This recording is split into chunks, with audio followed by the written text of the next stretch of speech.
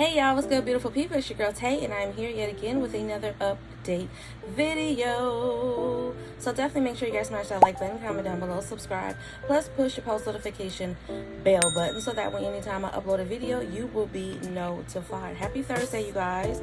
I hope you guys are enjoying your week so far. It's almost over. One more day. I got today and tomorrow, and I get the weekend off. And I can't wait, you guys. I truly can't wait. But let's jump right into the news as soon as I can find the page. And I did see the message in the comment section saying, why don't I put the name, not the name, but put the emergency snap back on the screen. I honestly don't have a reason why I stopped. I just stopped, but I will continue to do it. So it should be on here when we get to that portion of this video. Now, let's talk about, okay, so first thing I want to talk about, California is banning the sale of gas cars, okay? Now, I do believe I spoke about this with you guys not too long ago, but I believe that they were going to, I don't know if this was worldwide, but I believe that there was, the information that I read before was regarding the president saying that he wanted to get rid of gas cars by the year 2032 or 33. But this is specific to California. It says the measure which the state will vote to enact today, which is Thursday, is a small step for electric vehicles in America and a giant leap in the global movement to take on the climate crisis. Okay.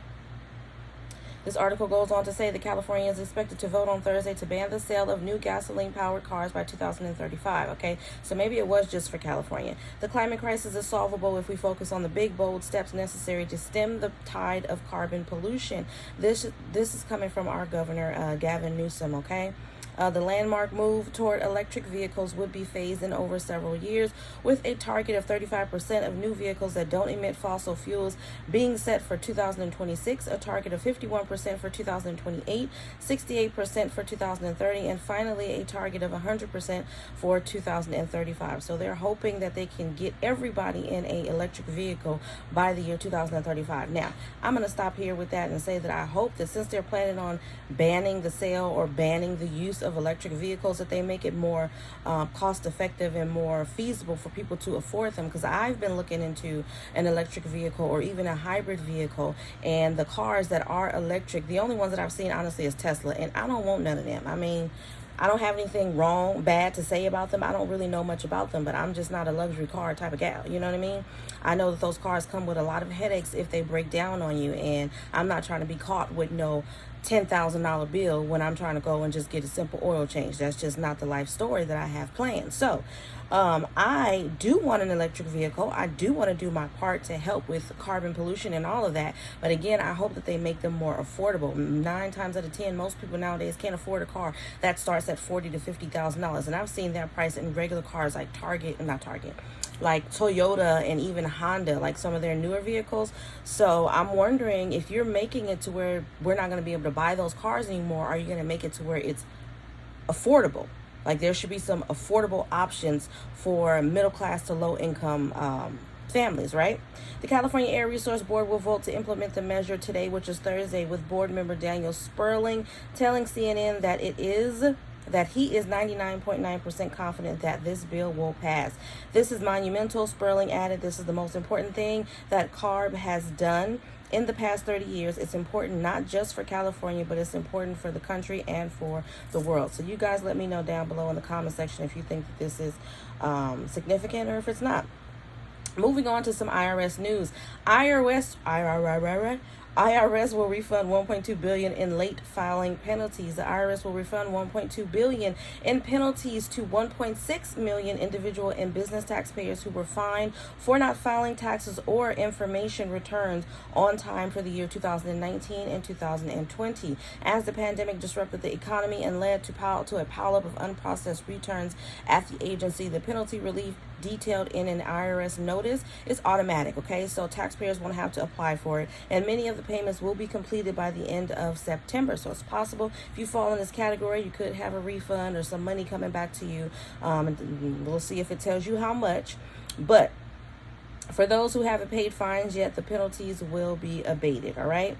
So if you've already paid fines, I'm assuming that they're going to give you a refund for that. If you haven't paid any fines, but you owed fines, then you should receive some type of documentation to let you know that they are going to waive those penalty fees, okay? Still, to qualify, taxpayers must file by September 30th any returns that are still outstanding for 2019 and 2020.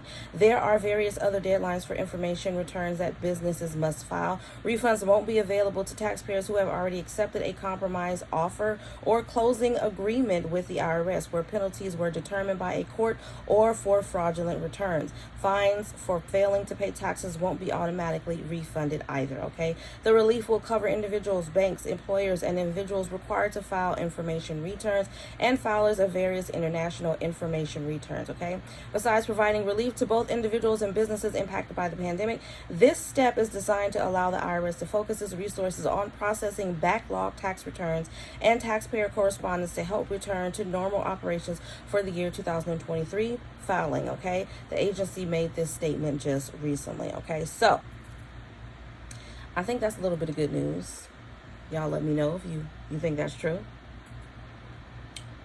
Vanilla tea, because I can't have coffee, so vanilla chai tea, and then I just add a little bit of coconut sugar in there, and then I put some vanilla cinnamon creamer in there, so that's what I'm drinking. Moving on from that, I think that's pretty much it for that particular article. I think there was some tea that I wanted to give y'all. Okay, so this is a quick update regarding the Uvalde School Board unanimously vote.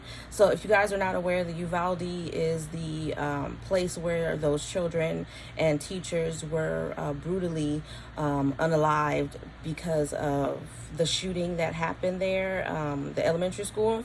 And so there was a vote that was going on. This was reported by ABC News. It says Uvalde School Board officials unanimously voted Wednesday to fire Pete Arredondo, the school's district police chief, exactly 3 months after the school's shooting that killed 19 I don't want to say that word, but that unalived 19 students and the 2 teachers. I've already said it. The termination is effective immediately, okay? It says that he was not in attendance at his termination hearing out of concerns over his safety. His attorney, George Hyde, said in a 17-page statement released shortly before the community gathered Wednesday evening. Hyde claimed that the district did not follow proper legal procedures in proceeding with disciplinary action, and that follow-up requests for access to district complaints or investigations have been ignored by the district, calling the proceedings an illegal and unconstitutional public lynching. Brett and Nikki Cross' aunt and uncle guardians to 10-year-old Uziza Garcia, who was also unalived in the May 24th shooting, showed up in bright orange shirts with a picture of Uziza on them. They sat in the front row before the school board. Many families brought large printed photos of their children. One community member held a sign that said, "If you did not do your job, give up your badge," and another that said, "We want accountability." Following the meeting, the audience left unceremoniously with no cheering or applause. As some community members exited the auditorium, they chanted, "We're not done." District spokeswoman Anne Marie Espinosa said she had no additional information, telling ABC News after the board adjourned. You heard what I heard, okay?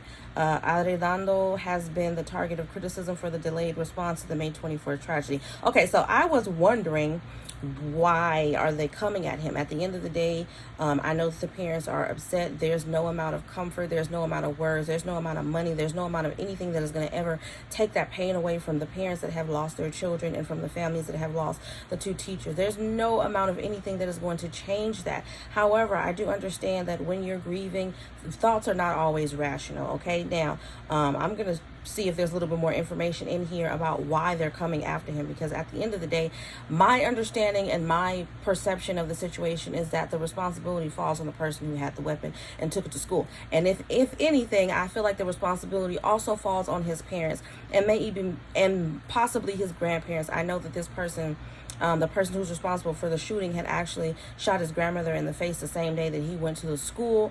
But I don't believe, in terms of the parents, that they were completely unaware of this person's behavior. He had been kicked out of his house with his parents, and that's the reason why he was staying with his grandparents in the first place. So you notice something as a parent. I notice when my children are acting a little bit shifty. My eldest daughter was going through this phase, the grunge phase, where she was wearing black. all black, which I don't have a problem with all black, but she was wearing her makeup very dark and dimensional. She looked like something out of the Twilight or the Vampire Diaries. It was just, and I had to have a conversation. Do we need counseling? Are you okay? Is this for fashion reasons? Are you trying to tell me something? You know, we needed to have, well, I needed to have a conversation with her, because we're not trying to go down the dark valley. You're not going to do that with me. So I say all that to say that I feel like as parents, we know before anybody else knows. And if you don't know, then that means that you're not paying attention. So I do feel like they need to be held accountable at the end of the day. Still, with that, what can they do? They cannot bring these children back to life. They cannot say sorry enough to where it's going to make sense for these people who have lost their loved ones. But in terms of accountability, I think that majority of that accountability should fall on the person who actually had the weapon and took it to the school. Okay. It says, school officials have continued to face pressure to hold officers accountable for the 77 minutes it took before law enforcement breached a classroom door and took out the 18-year-old gunman. Again, we're on the outside looking in.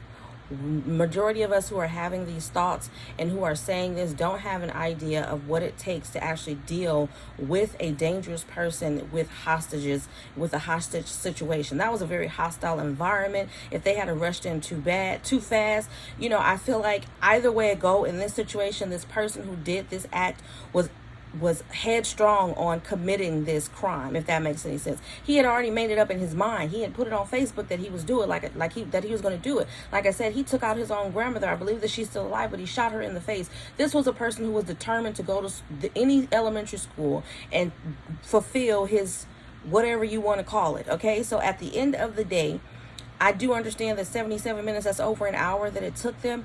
But I want to make myself believe that they were there, they had responded to the scene, and that they were trying to figure out the best way to get in without causing more damage. And maybe there wasn't any right or wrong way to handle the situation. But yeah,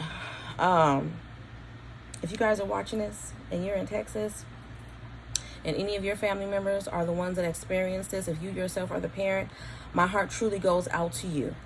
I'm not going to sit here and say that you don't have a right to be upset, because you do, but I think that you need to focus your time on yourself, your grieving process. I know that that's a part of grief. We look for a person to blame in any situation. You blame God, you blame the dirt if you felt like it had an immediate effect on whatever it is that's causing you this pain. But I think that you guys need to take the consideration into the fact that the cops, and I believe that there was a cop whose child was in the school and got hurt at the same time. So it's like there was a cop that was there, and I believe that his child was a part of this situation as well. You can't sit here and tell me that he was waiting outside 77 minutes because he wanted to, but maybe because he had no choice. So with that being said, I'm going to jump off of that. But y'all let me know. I'm really, really anxious to see what you guys feel about this. Let me know down below in the comment section. And then lastly, of course, we're going to end off with emergency SNAP maximum benefits for the month of September. I did give out the payout dates yesterday, so I'm not going to do that today. You know, of course, I'm going to give you guys that tomorrow. But as far as today, is Colorado new? Let me see. Do I have it written down? I don't. So Colorado is new, and Kansas, I think, is new as well. Do I have Kansas? Okay, I'm going to give you guys the states that I can confirm that is new. So we have Alabama, we have Colorado, so I'm going to give you that state information since I didn't give you that yesterday. So for Colorado, we have September the 9th through the 15th. September the 9th through the 15th. And then we have DC, Hawaii, and then Kansas, which I didn't give you guys yesterday either. So let me give you that today. Come on now. It don't take this long. Okay, for Kansas, we have October the 22nd through the 31st. Okay, October the 22nd through the 31st for Kansas. Then we have Maine, New Jersey, New Hampshire, North Carolina, Oklahoma, Oregon, Pennsylvania, Rhode Island, South Carolina, Virginia, Utah, Washington, West Virginia, and Wisconsin. As always, you guys, I hope this information was in some way helpful or useful to you guys in the least little bit. Do me a favor if you haven't already. Don't forget to smash that like button, because it really does help to let YouTube know that you like what I'm doing and you want me to stick around. Let's drop some red hearts down below in the comment section, and also drop a little hey tay. Let me know you made it all the way to the end of the video. Don't forget to check out the description box, as I will have the link to my beauty and lifestyle channel, which is Live Love Elevate 2, as well as what else is there? A link for Amazon Prime, which you can try 30 days free on me. So definitely don't forget to check that out, you guys. I do have a vlog, really quickly. I do have a vlog that I recorded 2 weeks ago. We did back to school shopping, and then I just never got around to editing it and posting it. And for those of you who are also subscribed to that channel already, I'm just letting you guys know. I was going to throw the footage out, but I think I'm going to go ahead and edit the video and get it out for you guys between today and tomorrow. But on that note, you guys, I'm going to say, remember to live, love, elevate, and I will definitely see you guys in the next video. Peace, y'all. Bye.